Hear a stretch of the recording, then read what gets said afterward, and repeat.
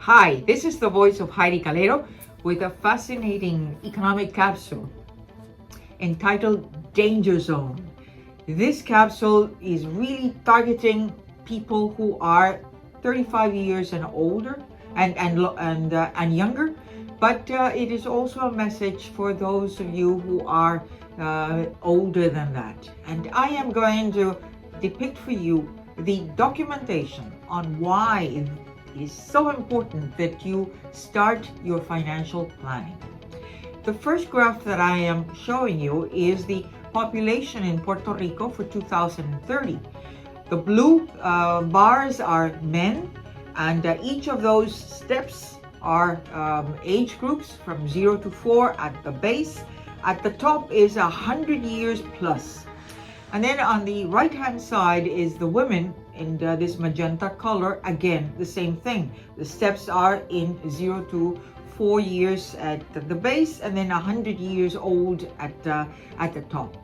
If you notice, for 2030, 65 years and older, both men and women together, they account for 28% of Puerto Rico's population as forecasted by these demographic trends. So 3 out of every 10 Puerto Ricans will be in that age when they will be changing their consumption patterns, when they will be needing more social entertainment, when they will be needing health services, a need for housing that will accommodate their particular ailments or changes in their physique. So it is important that you don't rely honestly just on Social Security, because this is the topic of this particular capsule. Why is this? Well, this next graph explains why we are taking, even though the population is not growing, but it is aging as we speak. It's because life expectancy in Puerto Rico has been growing over time. And as you can see this in this graph, in 1960, the life expectancy was about 68.9 years old. That's the average. But by 2031, it's going to be 83.5 years of age. So yes, we are aging. We live longer because of all these medicine practices, treatments, all of them that have lengthened the life expectancy. Doesn't necessarily mean that you have quality of life, but you're going to last longer. And if you're going to last longer, you who are listening to this economic capsule, you better start doing some financial planning. Let's look at this third graph, which depicts 3 graphs. The first one is a table on Social Security income benefits.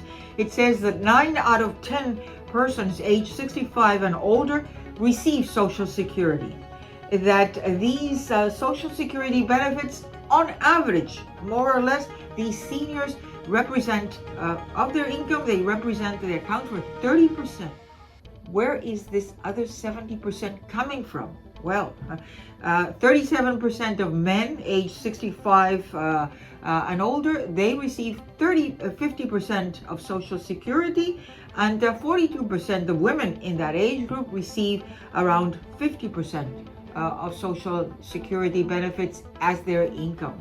Again, who is covering that gap? Let's look at the trustee report, which the trust fund ratios, which are depicted every year, and they are presented to Congress. And right now there is a discussion on what's going to happen with Social Security. Let's look at 2 of those assumptions, important ones. The orange line is the real GNP growth for the US economy, but more or less ranging from 3.9 through 2.8% by 2031. That's in real terms, so a moderate economic growth. But it's unreal. The inflation rate that they are depicting there, it's not even close to that 2%, which the Federal Reserve is aiming for right now. I think it's going to be much more than that.